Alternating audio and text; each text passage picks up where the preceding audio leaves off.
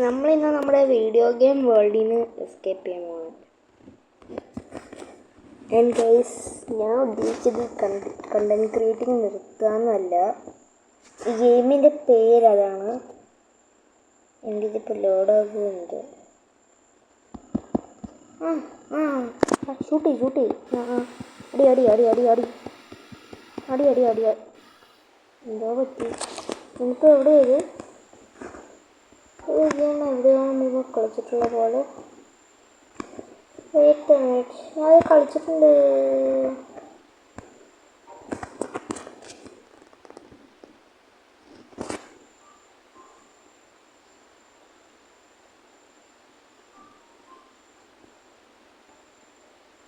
ഞാനിത് കളിച്ചിട്ടുണ്ട് ഗൈസ്. ഞാനിത് മുമ്പ് കളിച്ചിട്ടുണ്ട് ഗൈസ്.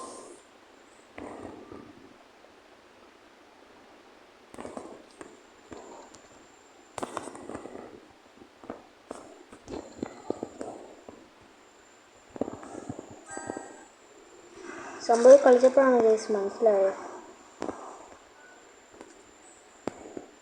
ഗെയിമിൻ്റെ ഉള്ളിലൊരു ഇത് ഹോബിയാണ് guys.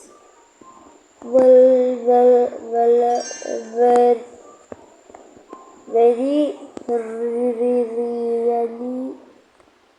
Big hobby guys. Very really big hobby. ഇവിടെ വെച്ച് എങ്ങനെയുണ്ടോ എന്തോ സാധനം, എന്തോ ഒരു പൈസ കൂട്ടച്ച സാധനം കിട്ടിയ ഗൈസ്.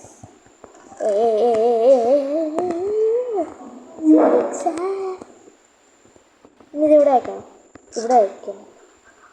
നല്ല ഡിസീഷൻ ആണെന്ന് തോന്നുന്നില്ല ഗൈസ്. ജസ്റ്റ് ഇത് വില്ലേജ് അണ്ടർ ചെയ്യാൻ ഞാൻ എന്തൊക്കെ കാണിക്കുന്നത് ഗൈസ്. ഐ കാൺ ബിലീവ് ഞാൻ ഇത് ചെയ്യുകയാണ്. എന്താണ് ഈ ഫാൻ? നമ്മൾ വന്ന വഴിയല്ലേ? ശരി, നമ്മൾ വന്ന വഴിയല്ലേ നമ്മൾ തിരിച്ചിരുന്നത്? അത് പറ്റിച്ച് ഗൈസ്, പറ്റിച്ച് അതിൻ്റെ ഒന്നുമില്ല ഗൈസ്. എന്നാണ് അതിൻ്റെ ലിവർ നടുത്ത് ഹലോ ലെവർ എന്നാണോ ഗൈസ് പറയുന്നത്? And guys,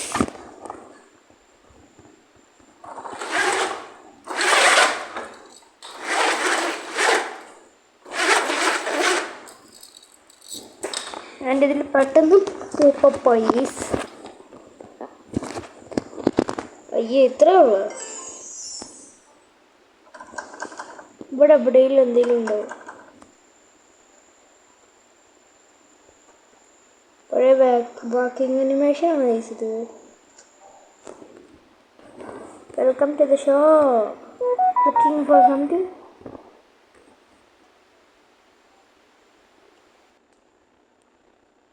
Oh, that key. But yes, I do. Indeed, I need that. Indeed, there's a necklace around the village has been lost for a while. If you can manage to get it, the key is yours. Okay. Thank you. നമുക്ക് ആ necklace കണ്ടുപിടിക്കണം. ഇച്ചിരി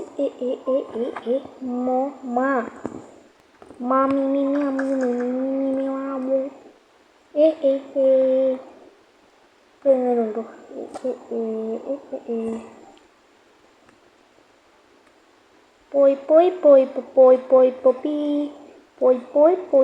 പോയി പൊപ്പി.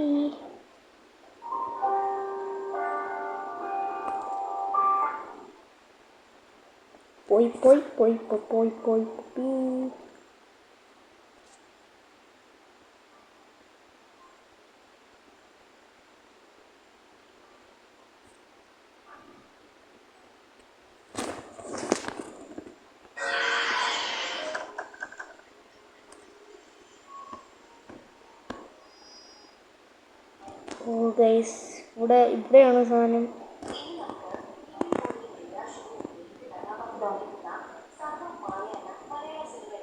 Guys, എൻ്റെ അമ്മ സർവമായാണ്.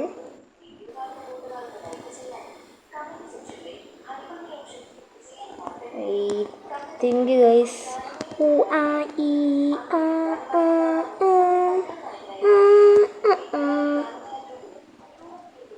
ഇവിടെ നിന്ന് അങ്ങോട്ടേക്ക് ചാടാവോ ഗൈസ്? പറ്റത്തില്ല.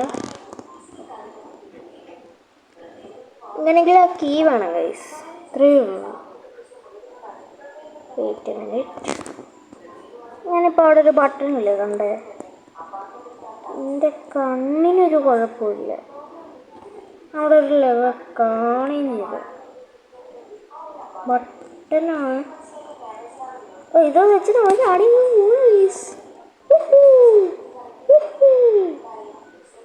ഓ ഗൈസ്, ഇവിടെയാണ് സാധനം വെക്കേണ്ടത്. ഞാൻ എന്താ നെക്ലസ് കിട്ടി. യെസ്.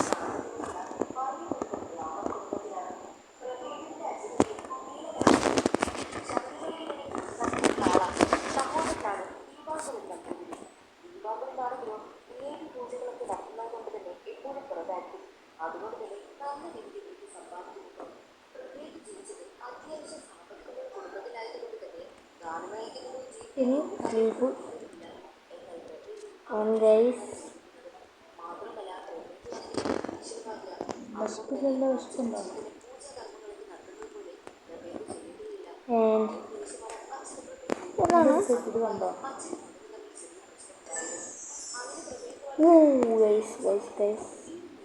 ഇവിടെ കോയിൻ്റെ അടുത്ത് സേബർ ഉണ്ട്.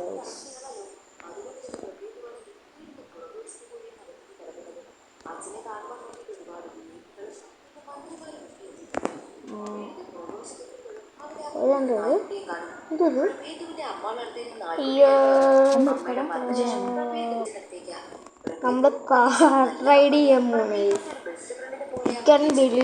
നമ്മൾ ജയിച്ചാൽ ചിലപ്പോൾ ഇത്രയ്ക്ക് ഈസിയാണ്.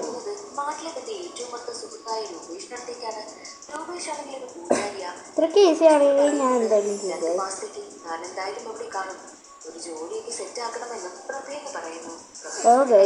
നമുക്ക് ഇത്തിരി ബൂസ്റ്റ് കിട്ടി.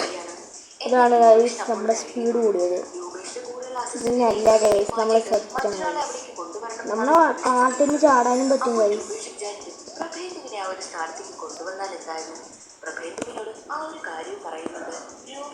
എൻ്റെ കാട്ടിൻ്റെ പുറകിൽ എന്തെങ്കിലും പറ്റിയോ ഗൈസ്? അസിസ്റ്റന്റായി വന്നാൽ മതി, ബാക്കിയുള്ള കാര്യങ്ങളെല്ലാം ഞാൻ നോക്കിക്കോളാം എന്ന് രൂപേഷ് പറഞ്ഞപ്പോഴാണ് പ്രഭേദം ഇതിനെ സമ്മതിച്ചത്. സത്യത്തിൽ പ്രഭേദം ഇപ്പോഴാണ് നിരീശ്വരവാദിയായി മാറിയത്. ഒരു 21 വയസ്സ് വരെ പ്രഭേദ് ദൈവത്തെ വിശ്വസിച്ചിരുന്നു. പൂണൂലൊക്കെ അണിഞ്ഞ് പൂജാകർമ്മങ്ങൾക്കൊക്കെ പോയിരുന്നു. ടൈമറും ഉണ്ട്. അതിൽ പിന്നെയാണ് അവൻ ജയിച്ചോ ഗൈസ്? പൂണൂലൊക്കെ അഴിച്ചു കളഞ്ഞ് മ്യൂസിക് ഫീൽഡ് തിരഞ്ഞെടുത്ത് ഗിറ്റാറിസ്റ്റായി പോകും.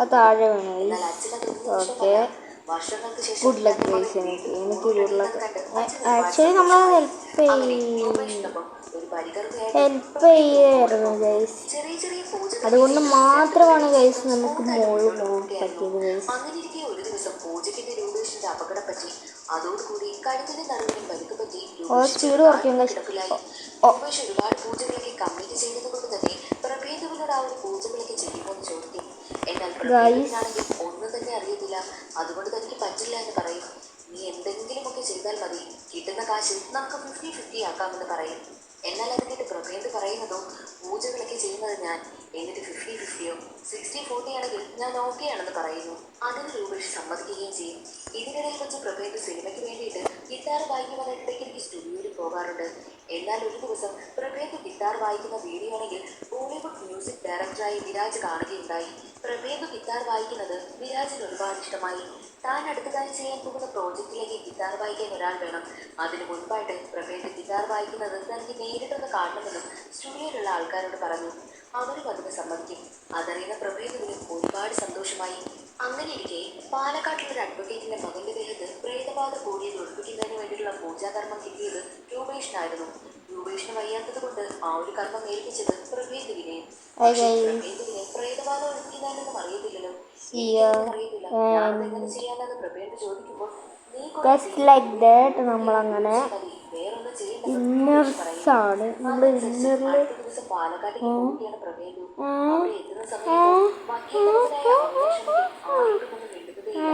നല്ല രീതിയിൽ ആഹാരം കഴിച്ചുകൊണ്ടിരുന്ന ഇപ്പോൾ എനിക്ക് ട്രോഫി വല്ലാത്ത ഉണ്ട്. അവസ്ഥയിലിരിക്കുകയാണ്. അവൻ ചപ്പുറത്ത് പോയാൽ മതി ഗൈസ്. കുട്ടിയുണ്ട്, അവൾ എപ്പോഴും അവനോടൊപ്പം സംസാരിക്കാൻ യോ ഇത് മറ്റേ പഴയ ഓബിയാണ് ഗൈസ്. പേടി കാരണം പാർപ്പറാണ് പറയുന്നു. നിങ്ങൾ ഹോസ്പിറ്റലിലൊന്നും കാണിച്ചില്ലേ എന്ന് പ്രഭീത് ചോദിക്കുമ്പോഴും കാണിച്ചു, ഒരു മാറ്റവുമില്ല. പിന്നെ അവന്റെ അമ്മയുടെ നിർബന്ധമായി പൂജ എനിക്കിതിലൊന്നും വിശ്വാസമില്ല എന്ന് വക്കീൽ പറയും. അങ്ങനെ പ്രഭേദമാണെങ്കിൽ പൂജ ആരംഭിച്ചു. 10 മിനിറ്റ് കഴിഞ്ഞതും ഓരോ ഇതിലാണ് അവൻ നേരെ എഴുന്നേറ്റ് പോയി ഫുഡ് കഴിക്കുന്നു. കുറെ നാളായിട്ട് ഫുഡ് കഴിക്കാതിരുന്ന പയ്യൻ ഫുഡ് കഴിക്കുന്നു. എല്ലാവരോടും സംസാരിക്കുവാനായി തുടങ്ങി. അവന്റെ ദേഹത്തെ പ്രേതബാധ പോയി എന്ന് അവർ ഉറപ്പിച്ചു. എന്നാൽ ഇത് കണ്ട് കിളി പറഞ്ഞിരിക്കുന്നത് പ്രഭേദുവിന. കാരണം അവൻ വെറുതെ പൂവയ്ക്ക് വാരിയിട്ടത് അവന്റെ ദേഹത്തെ പ്രേതബാധ പോയി. അത് എങ്ങനെ സംഭവിച്ചെന്ന് ചിന്തിക്കുകയാണ് പ്രഭേദു. വിശ്വാസമായി. ആ അച്ഛനും അമ്മയ്ക്ക് ഒരുപാട് സന്തോഷവുമായി. പൂജാകർമ്മങ്ങളൊക്കെ പ്രഭേദ് പോകുവാനായി ഇറങ്ങുന്ന സമയമായിരുന്നു. അവിടേക്ക് ശ്രീകുട്ടൻ പ്രഭേദിന്റെ പൂജാകർമ്മങ്ങളെന്ന് അറിയാത്ത ഊണൂലും ഉപേക്ഷിച്ച് മ്യൂസിക് എന്ന് പറഞ്ഞു പോയ പ്രഭേദു ഇപ്പോൾ വീണ്ടും പൂജാകർമ്മം ചെയ്യുവാനായി എത്തിയിരിക്കുന്നത് കാശിന് വേണ്ടിയിട്ടാണെന്ന് എല്ലാവരെയും അറിയിക്കുമെന്ന് ഭീഷണിപ്പെട്ടു.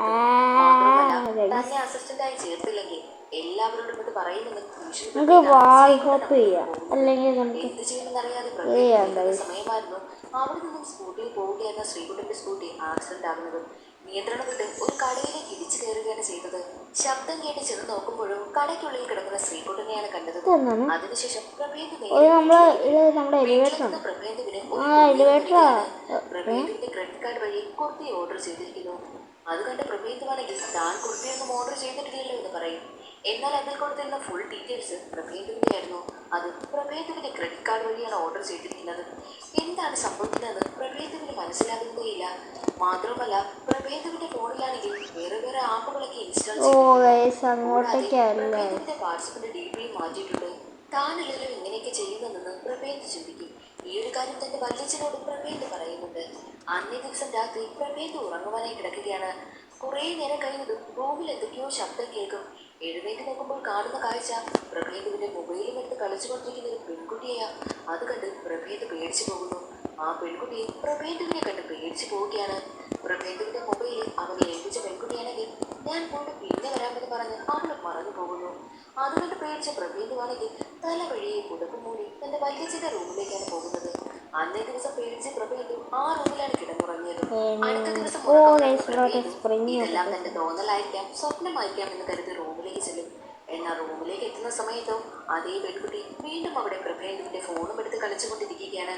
അവളുടെ അടുത്ത് ചെന്ന് ആരാണെന്ന് ചോദിക്കുന്നു.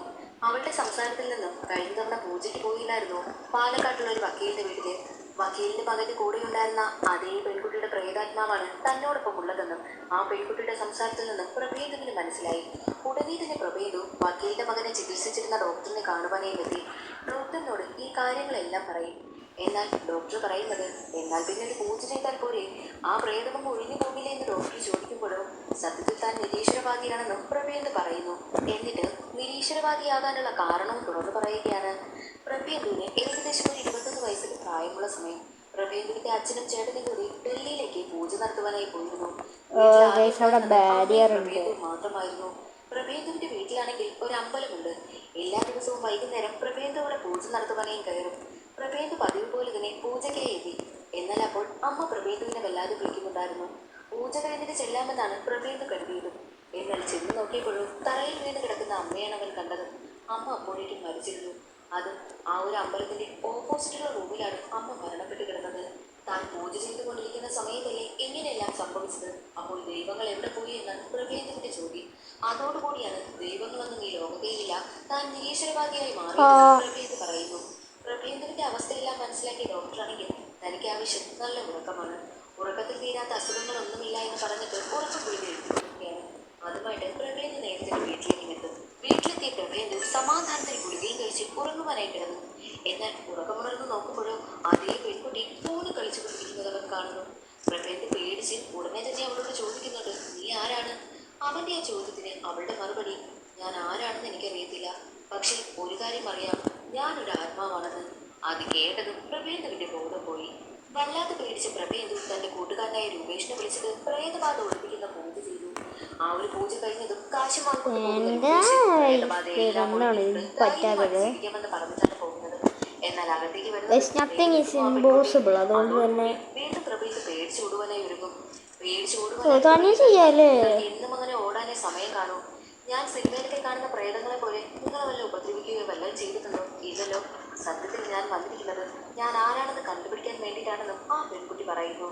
അവളുടെ സംസാരത്തിൽ നിന്നും അവളൊരു ക്രിസ്ത്യൻ പെൺകുട്ടിയാണെന്നുള്ള കാര്യം പ്രഭേദവിന് മനസ്സിലായി. അന്നേ ദിവസം പ്രഭേദവിന് സ്റ്റുഡിയോയിൽ നിന്ന് കോൾ വരികയാണ്.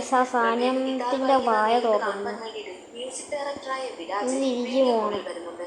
അതുകൊണ്ട് തന്നെ സ്റ്റുഡിയോയിലുള്ളവർ പ്രഭേദവിനെ വിളിച്ചു വരുന്നു. ആദ്യം മൂഡ് ഓഫ് ആയിരുന്നു. ആ ഒരു പെൺകുട്ടിയെ കണ്ടതിന്റെ അതേ ടെൻഷൻ പ്രഭേദവിന്റെ മുഖത്തുണ്ടായിരുന്നു. വിരാജ് വീഡിയോ കോളിൽ വരികയും അടുത്തതായിട്ട് താൻ കമ്പോസ് ചെയ്യാൻ പോകുന്ന പാട്ടിന്റെ ട്യൂൺ എങ്ങനെയാണെന്ന് പറഞ്ഞു കൊടുക്കുകയും ചെയ്തു. ഇതിന് അനുയോജ്യമായിട്ടുള്ള രീതിയിൽ ഗിത്താർ വായിക്കണമെന്ന് പ്രത്യേകം വിരാജ് പറഞ്ഞു. അങ്ങനെ പ്രഭേദമാണെങ്കിലോ ഗിത്താർ വായിക്കുവാനായി ആരംഭിച്ചു. പക്ഷേ ഗിത്താർ വായിക്കുന്നത് ഒന്നും തന്നെ വിരാജിന് ഇഷ്ടപ്പെടുന്നതേയില്ല. അതൊന്നും പറ്റില്ല, കുറച്ചുകൂടി നല്ല രീതിക്ക് വേണമെന്ന് വിരാജ് പറയുന്നു. എത്ര തവണ തന്നെ വീണ്ടും റിപ്പീറ്റ് അടിച്ചവൻ ഗിത്താർ വായിക്കുന്നതൊന്നും വിരാജിന് ഇഷ്ടമാകുന്നതേയില്ല. പ്രഭേദമാണെങ്കിലോ അവന്റെ മൈൻഡ് ഫുൾ പോയി കിടക്കുന്ന അവസ്ഥയാണ്. വല്ലാതെ പേടിച്ചൊരവസ്ഥ. ആ ഒരു പെൺകുട്ടി വരുന്നു. എങ്ങനെയായിരിക്കണം ഗിത്താർ വായിക്കേണ്ടതെന്ന് അവൾ പറഞ്ഞു കൊടുക്കും. അവൾ പറഞ്ഞു കൊടുത്ത മ്യൂസിക്കിനനുസരിച്ച് പ്രഭേദ് ഗിത്താർ വായിക്കുവാനായി ആരംഭിച്ചു. അത് വിരാജിന് ഒരുപാട് ഇഷ്ടമായി. താൻ ഇതുവരെ കേട്ടതിൽ ഏറ്റവും ബെസ്റ്റ് ഇതാണെന്നും തന്റെ അടുത്ത സോങ്ങിൽ ഗിത്താർ വായിക്കുന്നത് പ്രഭേദമാണെന്നും വിരാജ് പറഞ്ഞ് ഒരുപാട് സന്തോഷമായി. അത്രയും ദിവസം ആ പെൺകുട്ടിയെ പേടിച്ചിരുന്ന പ്രഭേദവിനാണെങ്കിൽ അന്ന് മുതൽ അവന്റെ പേടിയെല്ലാം പോയി. കാരണം അവനെ ഹെൽപ്പ് ചെയ്തത് ആ പെൺകുട്ടിയാണല്ലോ. അങ്ങനെ അവർ രണ്ടുപേരും ഫ്രണ്ട്സ് ആവുകയാണ്. പക്ഷേ ആ ഒരു പെൺകുട്ടിക്ക് അവളുടെ പേരെന്താണെന്നോ അവളുടെ നാട് ഏതാണെന്നോ അവളുടെ അച്ഛനും അമ്മയും അങ്ങനെയുള്ള ഒരു കാര്യങ്ങളും തന്നെ ഒന്നും അറിയത്തേയില്ലല്ലോ. പേരറിയാത്തത് കൊണ്ട് തന്നെ ആ പെൺകുട്ടിയുടെ ടെൻഷൻ ആയതുകൊണ്ട് അന്ന് രൂപയുടെ അസിസ്റ്റന്റായ ശ്രീകുട്ടനെ ആക്സിഡന്റ് സംഭവിച്ചത് നേരിട്ടുള്ള കാരണമാണ്. ശ്രീകുട്ടനാണെങ്കിൽ പ്രഭേദിനെ വഴക്ക് പറഞ്ഞു. നമ്മളിപ്പോൾ പുതിയൊരു വേൾഡിലേക്ക് എത്തിയിരിക്കുകയാണ്. ആൻഡ് ഇത് അതെങ്ങനെയാണ് ലാസ്റ്റത്തെ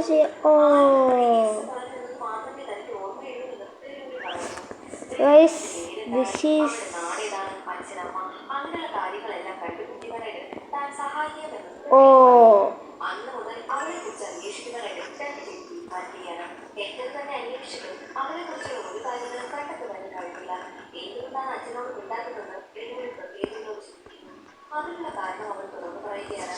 പ്രത്യേകിന്റെ അമ്മ ഏറ്റവും കൂടുതൽ ലാളിച്ചു വളർത്തുന്ന ഡോഗായിരുന്നു അമ്മു. അമ്മ മരിച്ചിരുന്ന സമയത്ത് അമ്മുവിനെ കൊണ്ടുവന്നത് കാണിക്കുവാൻ വേണ്ടിയിട്ട് പ്രഭേദ് അമ്മുവിനെ കൂട്ടിക്കൊണ്ടുവന്നു. എന്നാൽ അച്ഛനാണെങ്കിൽ അമ്മുവിനെയും പ്രഭേദവിനെയും അവിടെ നിന്ന് ഇറങ്ങിവിട്ടു. അവസാന നിമിഷം അമ്മുവിനെ പോകുന്ന ഇരിക്കുവാൻ പോലും എന്നെയും അമ്മുവിനെയും അച്ഛൻ സമ്മതിച്ചില്ല. അത് കാരണമാണ് അച്ഛനുമായിട്ട് താൻ ഇല്ലാത്തതെന്നും പ്രഭേദ് പറയുന്നു. അതിലേക്ക് ഡെലിവറി പറയുന്നതോ 10 ജന്മുണ്ട്. സോ 10 എണ്ണം നമുക്ക് കണ്ടുപിടിക്കണം. എന്തോ സംഭവിക്കണം. അവിടെ ഒരു പുതിയ പാർക്കൂർ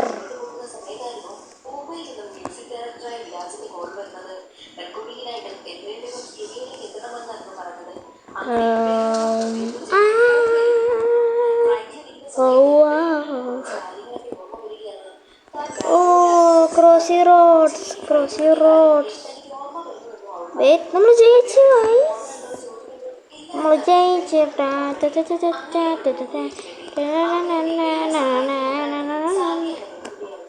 സാദിയാണ് ആദ്യമായിട്ട് പ്രഭേദത്തിന്റെ വീഡിയോയില്ല വിരാജിന് അയച്ചു കൊടുത്തത്.